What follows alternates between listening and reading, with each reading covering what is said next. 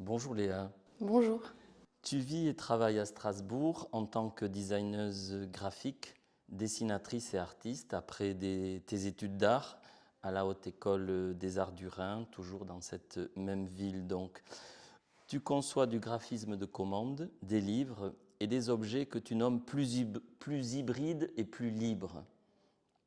Pourrais-tu nous préciser ce qui caractérise d'une part ton travail de commande et d'autre part ton travail de création?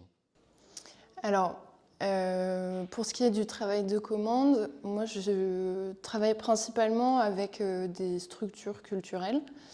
Donc ça peut être des associations, ça peut être des centres socioculturels, des musées, des institutions.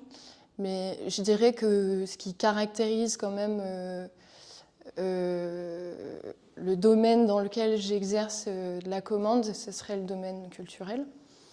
Et puis à côté de ça, j'ai une autre pratique qui est plus expérimentale parce qu'elle n'est pas cantonnée à de la commande, justement. Et où en fait ça me donne un champ d'exploration qui est plus large. Et dans ce travail-là, j'aborde souvent, enfin je me rends compte qu'il y a une thématique qui revient souvent qui est celle de l'habitation. Que ça soit l'habitation de nos espaces du quotidien comme la ville par exemple, mais aussi l'habitation d'espaces qui sont peut-être plus utopiques ou imaginaires. Et dans tout ça, il y a la question de la cohabitation entre humains et humaines, mais aussi avec des formes vivantes qui ne le sont pas. Donc ça, c'est des thématiques que j'aborde un peu plus dans ces projets on va dire, de recherche-création. Voilà. Et tout ça est fait aussi avec l'envie de faire des allers-retours entre des outils plastiques et des outils qui sont plus numériques. Alors, des outils plus plastiques ou plus numériques, j'ai envie de te ramener justement à ces formes plus libres et plus hybrides des objets que tu mentionnes. Formellement, pourrais-tu nous en donner une représentation? Oui, alors par exemple au sein du livre, j'ai l'habitude par exemple de travailler avec un label de musique expérimentale qui s'appelle Ligne de Crête, qui produit des toutes petites séries d'objets, des cassettes, des CD, etc. Et en fait, on produit entre 50 et 100 exemplaires. Donc on a, par cette série très courte, la possibilité d'imaginer des objets qui ont un pliage étrange ou inattendu, la possibilité d'utiliser des chutes d'un autre projet qu'on va réinvestir dans l'édition d'un projet musical. Et du coup, je les considère aussi plus hybrides parce qu'ils prennent une forme différente qui ne serait pas possible dans on va dire, un chemin assez classique de commande où on travaille avec une imprimerie, etc. Il y a aussi beaucoup d'autoproduction, beaucoup de sérigraphie artisanale, par exemple, dans ces productions d'objets. Et donc, ça nous ouvre des portes plus expérimentales pour travailler. Tu es en résidence de recherche au Bel Ordinaire pour donner forme à un projet d'édition. Tout au moins, c'était ton intention. J'aimerais que tu nous présentes ce projet et que tu nous parles de la forme qu'il prend dans ton atelier du Bel Ordinaire. Oui, alors ce projet, il a démarré depuis plusieurs années déjà parce que j'ai été accompagnée par Strasbourg, capitale du livre. Enfin, c'était un programme qui accompagnait les artistes et notamment qui donnait des bourses d'aide à la création. Donc j'ai déjà eu un premier soutien pour proposer un livre d'artistes qui soit, enfin c'est ce que je souhaitais, un livre d'écriture poétique. Donc le départ de ce projet, c'est vraiment rentrer par l'écriture.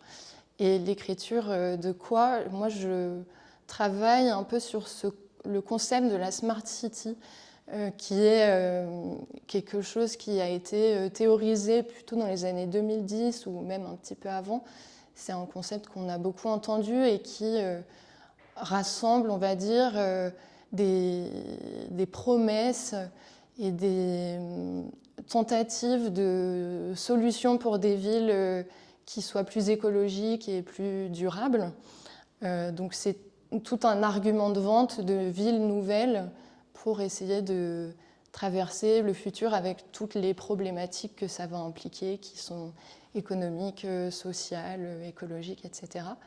Et donc, moi, j'ai commencé à écrire là-dessus, aussi au lien de ces fameuses smart cities qui sont un peu désuètes maintenant parce qu'elles vendent une ville que finalement on ne voit pas exister dans notre quotidien et qui restent au stade d'images, de rendus architecturaux, de discours. Et en fait, c'est toute cette iconographie-là et tout ce discours-là qui m'intéresse. Parce que je trouve que ça propose une perception de la ville qui est complètement détachée du réel. Alors si on transpose cet intérêt dans ton atelier du BO en résidence, ça donne quoi plus formellement? Ça donne que je me retrouve avec, on va dire, deux matériaux. Il y a un matériau qui est celui de l'écriture, donc qui sont des poèmes. Il y a aussi, je trouve, dans la structure des poèmes que j'écris, un matériau texte qui est très différent d'un flux de texte beaucoup plus long. En fait, c'est plein de petites phrases, c'est parfois un mot seul sur une ligne. Donc c'est, on va dire, une sculpture du texte qui est différente, mais qu'au sein du Bel Ordinaire, j'ai décidé de ne pas travailler puisque le temps est assez court. Ici, j'ai voulu plutôt me concentrer sur la création d'une narration par l'image. Et les questions que je me pose en résidence, c'est comment faire cohabiter ces deux matériaux, parce que je trouve que l'un avec l'autre sur un même support dans le livre peuvent se confisquer l'un et l'autre un discours. En fait, j'essaie de réfléchir à comment ça peut cohabiter sans se gêner.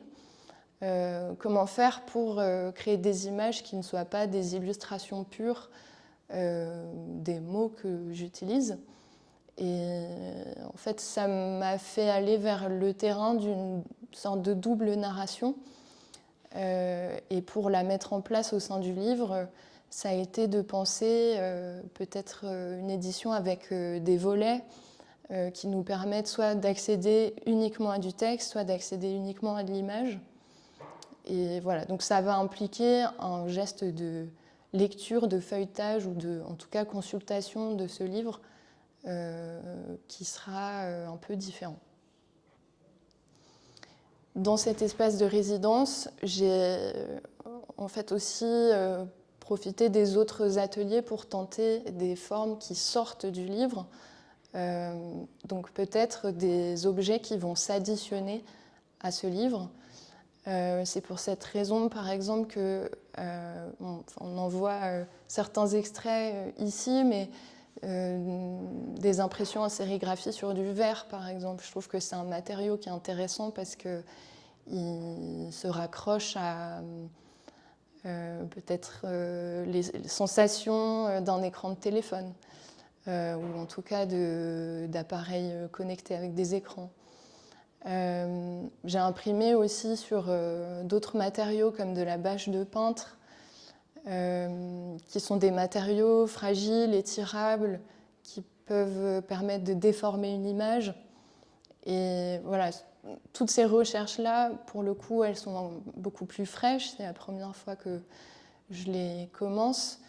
Mais je trouve que faire tout ça, ça crée une sorte d'archipel autour de ce livre qui est intéressant et qui peut-être peut se déployer sous la forme d'une installation par la suite, dont le livre serait un peu médiateur et qui nous permettrait ensuite de circuler avec tous ces objets autour qui viendraient compléter le discours de ce qui est dit et ce qui est fait dans le livre.